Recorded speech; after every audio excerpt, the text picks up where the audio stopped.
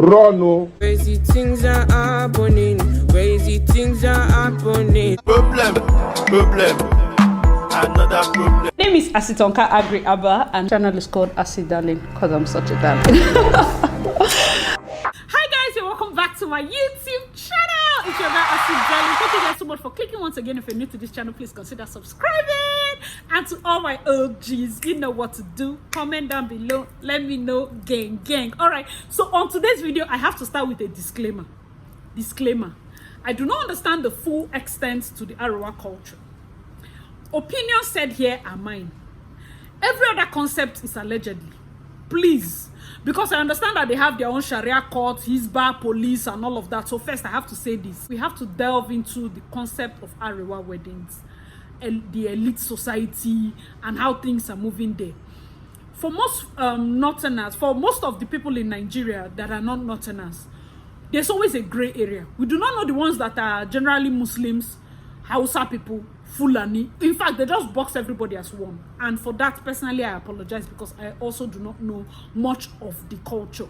I am willing to learn. In fact, my one point agenda is to try and get at least one Arewa wedding that, you know, all those they are 1 week weddings. I would love to really experience that. But that being said, let's talk about a wedding that was cancelled.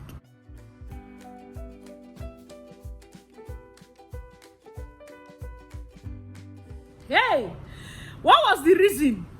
So this wedding was cancelled because I think apparently if you want to get married in the Arewa culture, and for those of you that are non-Nigerians, Arewa, there's mainly the Northerners. So we have North, South, East, and West. So the Hausas, the Fulanis, the Arewa culture, I think one of them says the guy has to have a house. Okay, they have to have like a new house for the guy. He has to have a house, provide a house that the lady is going to be moving into. So in this particular wedding or marriage, the guy has a house. Like the parents bought a house for him, and it's like a terrace building. Nice house, but it's terrace. The girl's parents went there and were like, bruh, this house is not benefiting of their daughter and the kind of luxury she's used to. Understand that those of you that know, you know that we have the Arewa elite people. Those people are assuming, in fact, they just take private jets to go for their tea parties. Those are those kind of people. But do you think it's enough? So basically, the girl's parents offered to buy another house that they feel is more befitting. And naturally, the guy was like, no, he won't take it. His own parents were like, no, she has to stay in the house that her husband provided for her. Guess what? Wedding was cancelled. I don't even understand. Like, personally, I feel like not being able to take your daughter's how would I put it? Not being able to take your daughter's feelings into consideration is actually bad. Because if you look at this thing, that girl maybe really loved this guy, and it wasn't her call to make. Her parents said no. Somebody now commented, if I find the post, trust me, I'm going to attach it.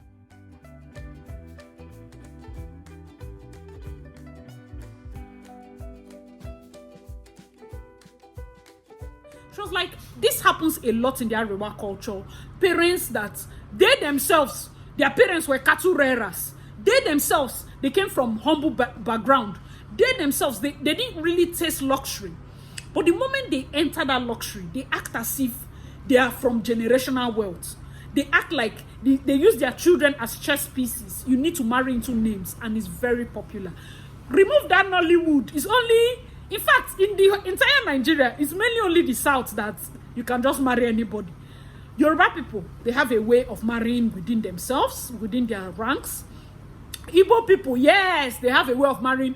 Hausa is the one that is the highest, but the South, though, this one we see this one, and they just marry. Let me know your thoughts in the comment section below, because I feel like this particular situation, this girl might need to be married off to a name, like let's say a known family that they feel more comfortable with, without caring about her own feelings. If you're from the north or in this Arewa people's this thing, let me know your thoughts in the comment section below. Like, why? It's elite marry elite, rich marry rich. They don't care about APC, PDP, and all that. One of the most powerful families in Nigeria are the Indimis. They have the most powerful in-laws. Buhari as an in-law, Dan Tata as an in-law, Dangote, everybody, Yaradua, all of them, they have in-laws that are powerful. So it almost seems like this Babangida as an in-law. Do you get? So all his children married into very, very affluential families. And yes, the good thing is, thank God the guy has plenty of children. So it just seems like there are lots of weddings and lots of children. But it's never a thing of one of Indimi's child is just marrying somebody they met in one corner. Here. I've not heard though, but if there's anybody like that, let me know your thoughts in the comment section below. But I feel like that particular family is an example of the elite families. He, like the Indimis, of course, they are from money, and because the guy has an oil well, and that's a lot. A lot of Nigerians, when it comes to the north and things that bother them, people are quiet. It's not because we don't want to talk. It's simply because we don't want to say what is wrong. Most Nigerians feel like, I'm just going to put myself in that shoe. I won't speak for everybody. I personally feel like there is a lot of, like, we don't know which one is Sharia. Which one, no. You don't know which one you say now, Sharia people will come for you. You don't know which one you say that is right or is wrong. Do you get? So I feel like there are lots of issues that border on their women, border on injustice, border on a lot of things. And Nigerians are just like, it's their culture, it's their religion. I don't think it's fair. Please, if you have ever felt like that, let me know your thoughts in the comment section. I don't think it's fair. Let's say, do you know that in the north, they have the highest rate of divorce? The highest rate of divorce. You will see young girls, because of that loophole, we talked about this second wife, 4 wives thing, and thankfully a lot of Muslims were in the comment section saying that the rule was, marry 4 if you can love the 4 of them equally and you have the money. The truth is, you cannot love 4 people equally. So it's almost like, just stay with one. But people have read it in a way that favors them, that after all, they said marry 4. But it's kind of like a trick question. It's kind of like, if you can love them equally, when I know that you cannot love them equally. Do you know that kind of thing? But that was the understanding I got from the comments that were made by Muslims in the last video. That's the Messia Igbe video, when they were talking about the second wife thing. So this is why they have a high rate of divorced people in the north. So somebody marries 4. This is somebody that is just polygamous in nature. And then you see another fine girl, you go and divorce 2 and bring in the other one. So some people have married more than 20, but they just keep removing and bringing. That woman that you brought from her father's house, maybe some of them, and you know they marry very early. So some of them might be, 16, 18. She didn't complete her university. She didn't even go to the university. You bring her into the house, back to back, she has 4 kids. And then you just divorce her. Where is she going to? She will go back to her father's house. Let's say her father already has 4 wives that have their children. Where is she going to stay? Has anybody thought of this? Are there like foundations that empower women that are just left like this? Do you know that some of these women now, there was once I heard that period that this guy Sanusi was emir, that they were having kind of like a mass marriage where divorced people will come for other people to marry them. And then you find somebody comes to that, he marries a divorcee, knowing fully well that that kind of bonanza marriage will come again. He will now like divorce the divorcee, divorce her in a year, give her extra 2 children. So now she has been divorced twice and she has 6 children. Lots of injustice. That's why I say, even if you don't preach anything to those in the north, the moment to the ladies and the women that are suffering this, can we start talking birth control? Can we start talking family planning? Because it just seems like the guys have found a way to make them disposable items. Especially when they are not from powerful families. Not everybody from powerful families. Let us not even remove the fact that in the north, there's a wide wealth gap. So wide. It's not like here that you have middle class or semi-middle class. No. Elite is elite. The poor is the poor. The Almajiris, are they not humans? When they go into this situation, who is fighting for them? So in this case now, let me know, is it this family that is going to see a house and say, no, it's not up to their daughter's taste? No. Because most people feel like, after all, your father was so happy when I came to marry you. So therefore, if I need another wife, I will just chase you away. And it's wrong. It's wrong. But guys, let me know your thoughts in the comment section below. What do you think about this marry, divorce situation in the north? And then the elite gap. What do you think about that gap? I feel like if we are being very sincere, it's bad. It is so bad. I'm not going to fault the people that marry each other because the wealth gap is so wide that it is highly unlikely that an Indimi will be playing with a regular child. No, highly unlikely. Like, they have tea parties is within their own elite class. They see each other, they go to their schools within their own circle. So it's only natural because some of them have lots of kids.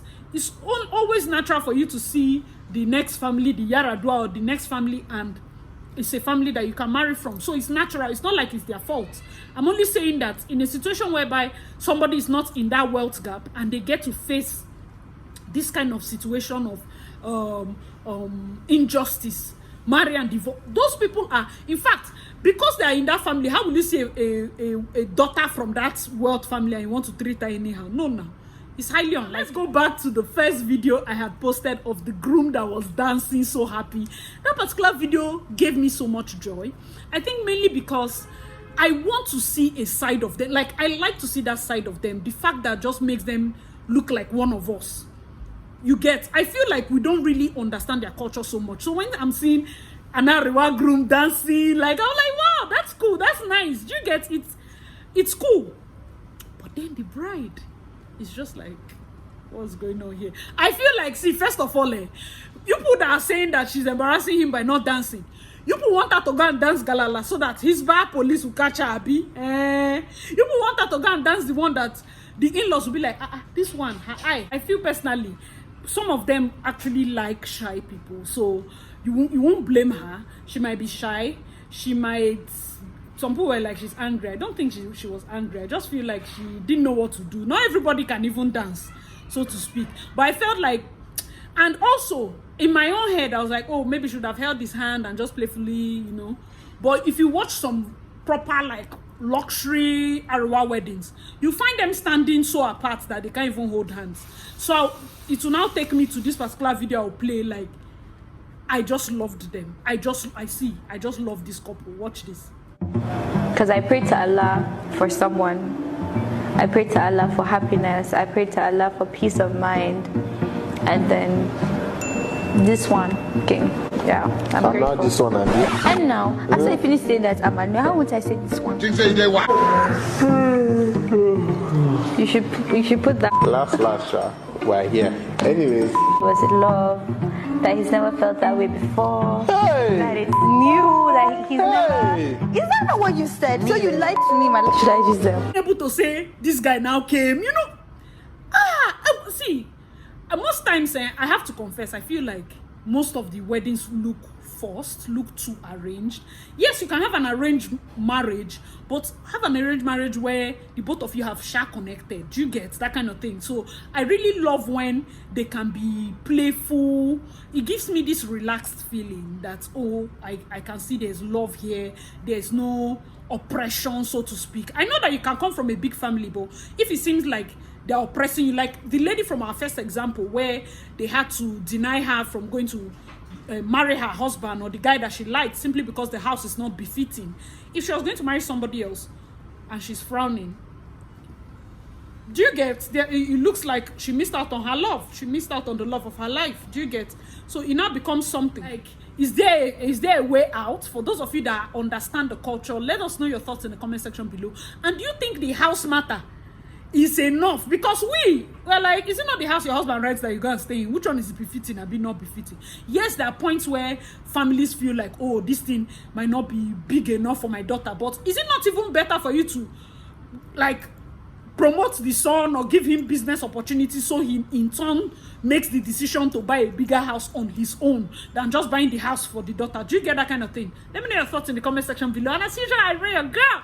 I see, darling. Please check out my other videos and I'll see you in my next one. Bye, guys.